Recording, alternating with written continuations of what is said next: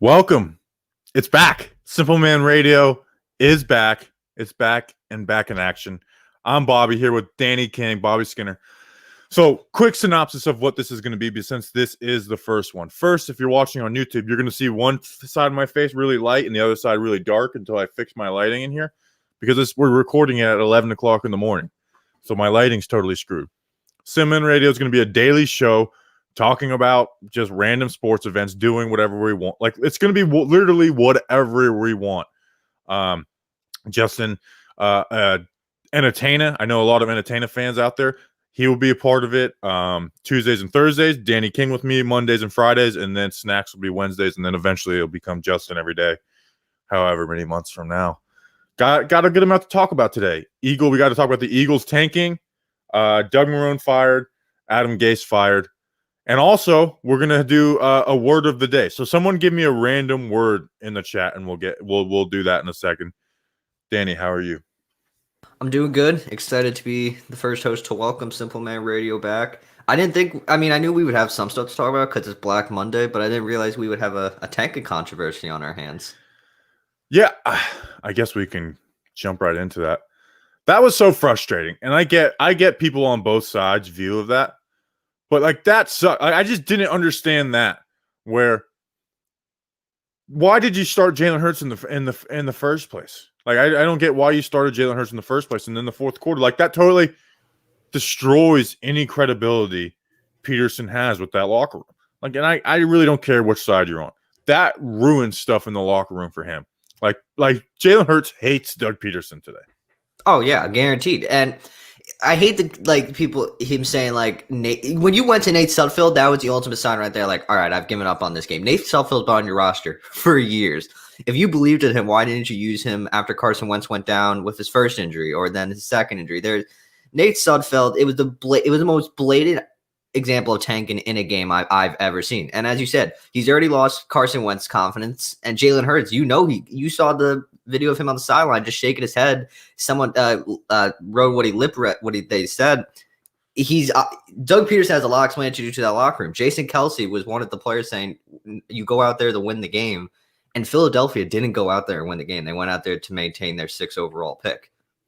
They did. All right, so the word of the day brought to us by Hot Dog is pain. So what is word of the day? We're not going to teach you about words. We don't even know words. We're idiots.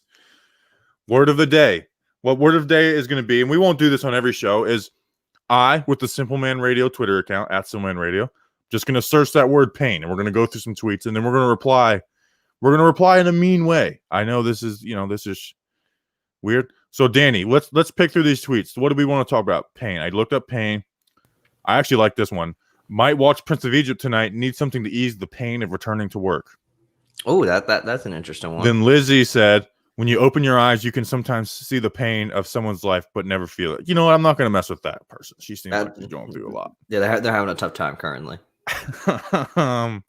Let's see. Let's. I think we're gonna go with. Her name is Domini. Pain. I'm just gonna say pain? Question mark. You don't know true pain. How about being grateful you have a job? Damn. Simple Man Radio's Twitter account. That guy is just going after people. And then we'll check up on the end of the show and see if they responded. See if they're like, who's this person that could be grateful? Could you imagine you just like tweet that joke randomly and some random account is like, who is this person just ruining me? Like just like saying these mean things to me. Or who knows? Maybe it'll gain a new fan. Maybe they'll be like, I like how mean they are. I bet we will like gain some diehards from that eventually. There'll definitely be someone that's like, I respect that. Yeah. So, but back to the Eagles. Yeah. And it's just like that means something. Benching your guy in the fourth quarter means something. Sitting them for the game doesn't mean a touch. But benching him in the fourth quarter means something. Like, how is Doug Peterson going to come into that locker room to start next year and talk about we're going to win, we're going to play for each other? It's like you're not playing for each other. It's like you're playing to tank or like whatever to draft whatever position. And then you have dopes like Jeff Schwartz, who I can't stand Jeff Schwartz, who's like, nobody was mad at the Jets for tanking. It's like the Jets were tanking because they had bad players. And a lot of us were mad. Like I'm mad at the Jets for what they did to Sam Darnold. They ruined Sam Darnold at the beginning of his career. They totally ruined it. I mean, the guy was running around for his life. I watched every game of Sam Darnold. They ruined him. So I was mad at them. And guess what they also did? They won 2 games because they didn't forcefully tank. They didn't bench their best players. Like Jeff Schwartz and people like that, pulling that as an example, are just ding dongs. Like, what do you mean? They literally won games because they weren't actively tanking. They weren't benching their players in the purpose of tanking. Where the Eagles had a chance to win a game and they benched their quarterback. They benched their quarterback, who wasn't having a great game by any means, but I mean, you saw Nate Sudfeld out there. He was a joke. He was a joke. Like you said, the Jets, they are not a good football team, but they went out there and played their hardest. They did not bench their players for any reason of tanking. Their games were the Washington football team last night was not a good football team. Like you watch them and you're like, how is this team going to go far in the playoffs? It was the Eagles could have easily won that game if they left Jalen Hurts in my opinion. You said Nate Sudfeld, the guy looked lost out there. He didn't know what he was doing. Yeah, the credibility of Doug Peterson is down the drain, and I can only imagine the league's not going to do anything to punish him because they don't have like real evidence, because then they'd be fining a lot of people for tanking.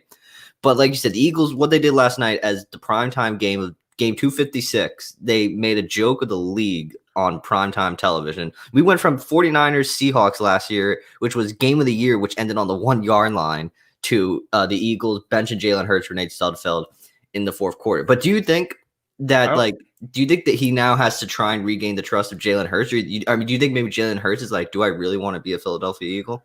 It's not that like he totally hates him now, but that's always in the back of those players' heads now. Like Doug Peterson wasn't their guy. He didn't stand up for them. Doug Peterson is more ownership's guy than the players' guy. Like have we ever seen anything like that? As blatant as that? I don't remember seeing something as blatant as that. I know we don't want to run the Giants, but someone brought up a good example. The Giants 2004, a meaningless game. They still went out there and played their hardest, played their starters, and they won the game. But even if you don't play your starters, I just don't get what the point of bringing Jalen Hurts is. Like, why do you start Jalen Hurts if you're not going to finish him?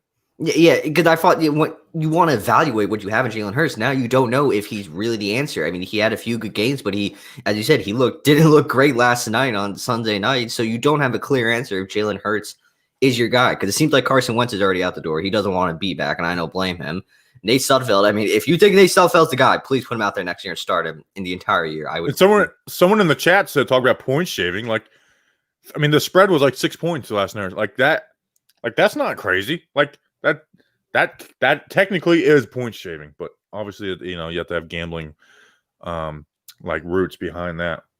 So, I mean, I don't want to like get off on like some, high like greater than thou like speech on this. I'm not a big fan of like that grandstanding, but like think about that speech Jason Kelsey gave a couple weeks ago about tanking, and then his coach like just totally like just betrays everything he said in that speech. Yeah, he like I would love to know what Jason Kelsey is thinking, because other Eagles players realize when they pulled Jalen Hurts, they're like, okay, this is us just giving up and saying, Washington, this is your football game to win.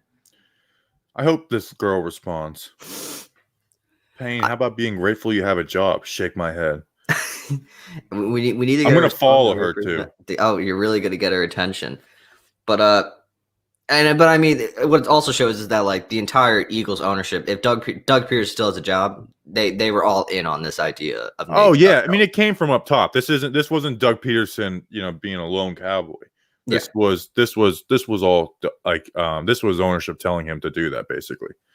All right, let's talk about head coaches though. Adam Gase fired Doug Marrone. Dude, Doug Marrone's a weird story. Like, he took the Bills to 9-7 in his second year with the Bills in 2014, 9-7, and then he just quits. Doesn't take a job, and then he goes to Jacksonville and is the assistant head coach and O-line coach, then takes over there. First year there as a head coach takes him to 10-6 in the AFC Championship game. Then, because Blake Bortles is quarterback, 5-11, 6-10, and the defense kind of falls apart. They all hate each other. You lose Jalen Ramsey, Calais Campbell, Yannick Ngakoue. You lose a bunch of players, AJ Bouye, and finished 1-15 this year. When it was like, it seemed like they were telling him to tank. because of like the starting Jake Luton and the Mike Lennon over Gardner Minshew.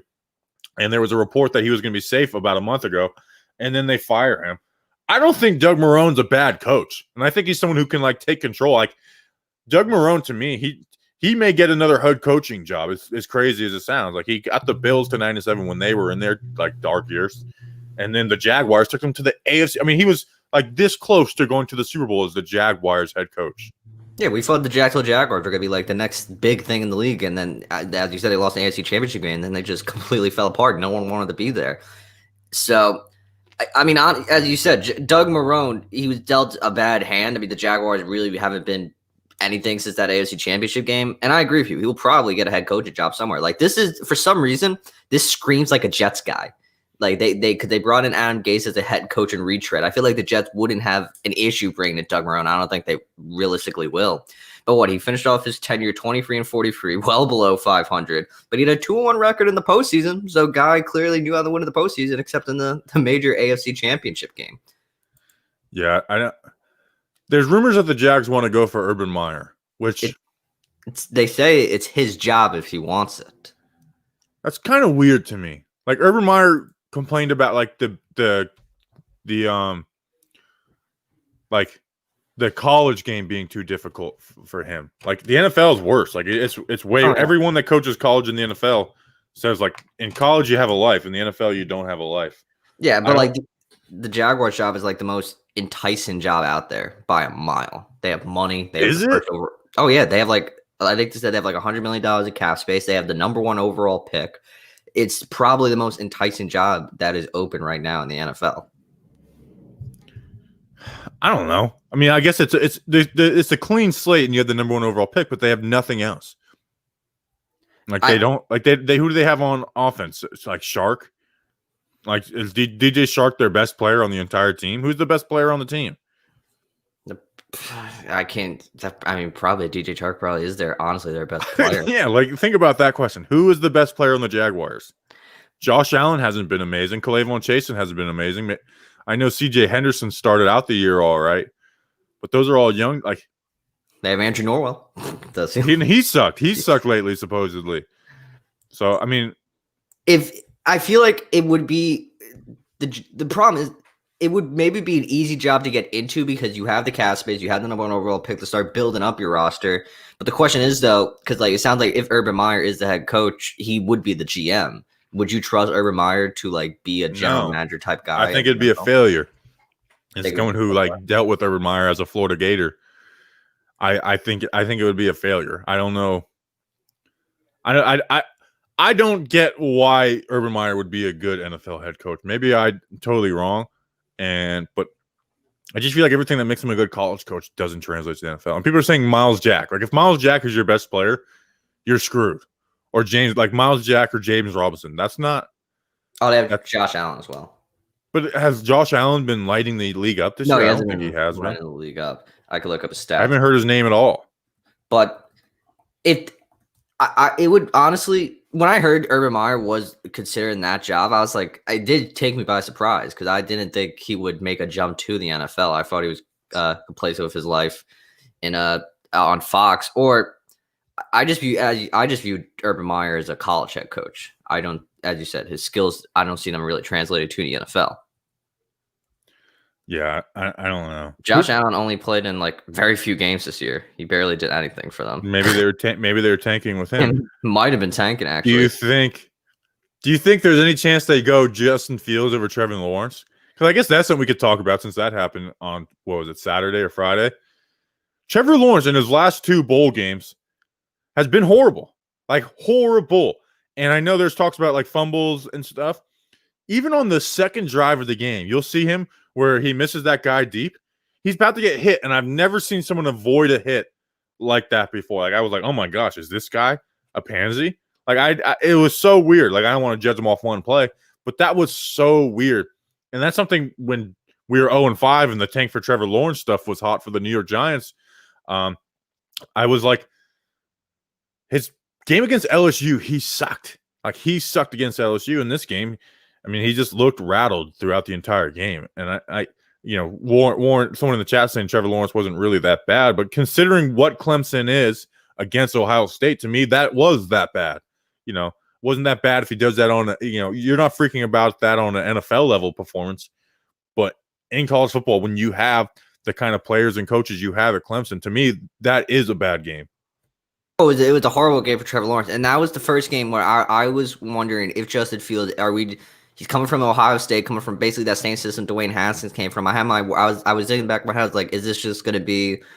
Is he not going to translate the NFL? That Justin Fields, with probably definitely bruised ribs, went out there and balled out and made Trevor and just outshined Trevor Lawrence. I think Trevor Lawrence will probably still be the number one pick. Unless Me too. I don't want to. I'm not like saying they should not pass Trevor Lawrence because he's lost 2 games in college football. The guy's resume is impressive, and I still think he probably will. He should still be the first overall pick. But Justin Fields, if you get Justin Fields, you're not getting a terrible player. You're getting it looks like a dominant player, and if he gets put into the right situation, he will succeed. But it is true. Like Trevor Lawrence, whoever he goes to, it's going to be Jaguars. They need to spend that money on the offensive line, build up that offensive line, because some players can survive without a halfway decent offensive line. Trevor Lawrence showed he can't be the best guy without an offensive line. And I'm going to spend the month of January looking at these quarterbacks. I just don't watch college football a ton. I'll flip it on here and there, but I don't watch it intensely. But I'm going to spend. But it's hard to. And it's something we talked about back when we drafted Daniel Jones. Like, it's a lot easier to evaluate Daniel Jones to us than it is these guys who play at Clemson, Ohio State, because like everything is perfect. Like the one Clemson game besides this one where I watched the majority of it was Clemson versus Miami, because I like Miami. And I was like, this guy, like nothing was hard. It was all like checkdowns. Like his yards, I think in the third quarter, he had like thrown for a total of like 20 yards past the line of scrimmage. It was crazy. Like it was like all yak. So I don't know. I'm going to spend January watching the QBs, but. And also, I mean, he also never played he played good competition, but sometimes he didn't play the greatest of football teams. He played Georgia Tech, which they won 73-7. They played they played the Citadel. I don't even know what the Citadel is. I went to the Citadel. Oh, you almost did? Yeah, I took an official visit there. I didn't want to go to a military school. And so like eventually they filled my spot. But Citadel was like, I was very close to going to the Citadel actually. Like I took a couple of visits there. Andre Roberts was there. The wide receiver, Andre Roberts? Oh, yeah, I've heard of him. He was there at that time. I remember going to a game, and I remember I was sitting in the recruit section while my dad smoked cigarettes in the stands at a college football game, like hiding himself. Yeah, I mean, it sounds like though Trevor Lawrence and Urban Meyer do have a relationship. So Trevor Lawrence is the first overall pick. I would be the only way he's not the first overall pick is if Ryan Day goes to the Jacksonville Jaguars, which seems unlikely. Yeah, I think so too. Jay Gruden's a free agent. We were big Jay Gruden guys last year. Yeah, I mean, you were definitely big on Jay Gruden, and I mean, when we hired Gary, we all like, all right, it can't be too bad. Then it turned out to be awful. Jay Gruden, I think he'll definitely be in coaching circles again, because what happened this year in Washington showed that with the release of Dwayne Haskins, saying like, all right, maybe it wasn't all him; it was ownership forcing that man upon him. And now we're like, all right, let's take a step back. And that guy did some good things with a horrible franchise in Washington. Like look at the circumstances he had in Washington. And my line last year is because people got mad at me because I was like, I would rather have Jay Gruden as the Giants head coach over Mike McCarthy. And people are kidding me. I was like, I guarantee you if Jay Gruden was the Packers head coach, we have a much higher view of him than we do Mike McCarthy. And look at Mike McCarthy this year. He's like a laughingstock. Yeah. But go ahead. I'm more intrigued to see honestly what happened to Ben McAdoo, because he was on that coaching staff. I want to see, does he pop up somewhere? Who will take God, we can't.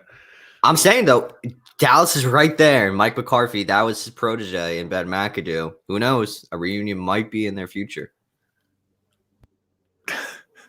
I think Ben McAdoo is going to be a tight end coach for the rest of his career. Yeah, I mean, he definitely won't be a head coach ever again, I think. But I don't think Ben McAdoo will ever call a play in the NFL again. And he doesn't have the charisma to be a college coach. So he's destined to be an NFL tight ends coach for the rest of his career. Hey, gotta do what's best for you. People in the chat are pointing out, is Jay Gruden good, or did he have McVay, Shanahan, and McFleur? Which is actually which is kind of a good point. That's a valid point. Maybe that's true. But I just like Jay Gruden's philosophy and I think he would be a good offensive coordinator for Daniel Jones. And we know for a fact that Jay Gruden loved Daniel Jones in the draft process. Oh yeah, and we all know Dwayne Haskins was forced upon Jay Gruden by ownership, so we don't know if he had Daniel Jones. Maybe Washington, he probably would still be Washington's head coach, in my opinion. But it was just dreadful with Dwayne Haskins. I wonder what Doug Marrone's going to do. Like O-line coach, go back to offensive coordinator. Maybe I don't know what he does. Because he's been Jacksonville for 4+ seasons. Maybe just take the year off to relax and then get back into the game next year. Dude, this has been a quiet Black Monday. Yeah, because Zach Taylor was retained, but I think Cincinnati just did something. Yep, Zach Taylor has been retained. The Bengals are keeping Zach Taylor, but staff changes are coming.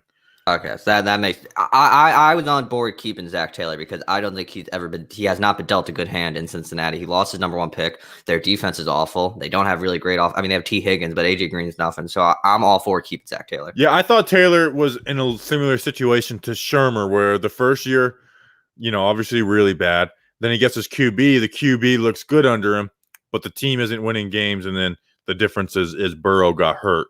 But even with Burrow, like Burrow was putting up good numbers, but they were not winning games. Like they weren't a team that was competing. So I thought he was in a similar situation, although Taylor's a little younger. And that was something we're talking about Jay Gruden. That was my goal last year, was like keep Pat Shurmur, but take away play calling, add Jay Gruden as the OC. Obviously we got Joe Judge, the Giants got Joe Judge now, and you're happy about it. So it'll be interesting to see what happens with the Bengals. Adam Gase, he's finally gone. I don't even want to talk about Adam Gase. The Jets have the 2nd overall pick. What would you do if you were them?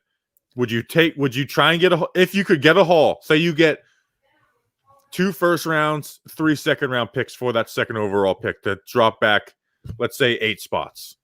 Yeah. Do you take that and stay with Sam Darnold, or do you take one of these QBs? Man, that's honestly, if that's the haul you get, I think you trade back. Honestly, I know the Jets have wasted Sam Darnold, the rookie contract. That's what everyone talks about.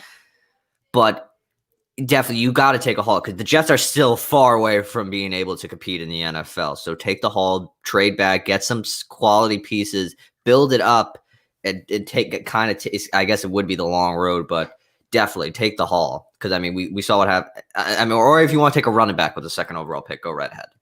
Funny stuff, guy. Danny. I don't know. Here's my thing this is a similar situation the Giants could be into next year. While I type out subscribe to Silman Radio to have that chat on there. But I think they're in a similar situation where they have screwed up the first 3 years of Sam Darnold royally.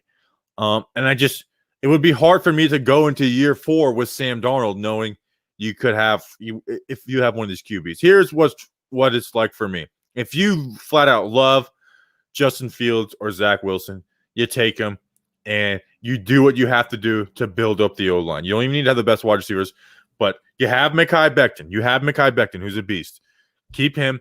Figure out what you can do to get right tackle figured out, whether it's through trade, free agency. Figure a way out to get your tackle spots out, and then just make your interior O-line decent. Like, fix your O-line. Don't put them, even if they struggle, if they have wide receivers that don't get separation, you can deal with that. What you don't want to do is what they've done to Sam Darnold. And like I said, I watch Sam Darnold every week because of the Mekhi Becton video I do. He runs for his life. He is constantly running for his life. And it's so, I feel bad for Sam Darnold. And I was so happy that they won those 2 games. I was so happy for Sam Darnold and that Jets team that they won those 2 games, even though the team didn't want them to win them. I'm looking at it right now. The Jets have projected $72 million in cap space for 2021, depending on obviously what the whole cap situation figures out to be. Yeah, if you believe not Spencer Rattler, that's next year. If you think Zach Wilson and Justin Fields are the guy, you go and get him. You don't think twice about it. There's rumored to make a blockbuster trade.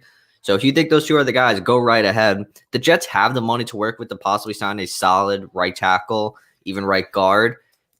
But it's definitely going to be at least another 2 seasons to get in. But it probably, as you said, you wasted Sam Darnold's rookie opportunity. Maybe it's best for the 2 just to move on, go their separate ways, and try and build it back up. Because the Jets, they have solid pieces. Like you said, Mekhi Becton, Quinnen Williams was looking good before he was injured. Just get the right pieces, and I think the Jets will be back soon. How soon, though, is the question. The Jets will be back. Danny King. First hot take. All right. This girl did not respond to the pain. All right, here we go. So check out his Instagram. It's not pain. I thought the same thing as first nasty. Oh, it's been paint. Here's a Browns fan. I'm playing along. Oh, Browns fan. That'd be interesting. They're probably living life right now that they're in the playoffs. Cleveland Browns in the playoffs. Oh, these people are dealing with spine injuries. I don't want to mess with them. Oh, yeah, no, that just ruined it. Here's one that's it's not in English. It says, I can get again. You got exercise back pain. You get a bookmark knee. Yeah, sounds about probably accurate what they said. I'm just gonna say whatever. What? It's gonna really it really takes the wind out of my sails when these people don't reply.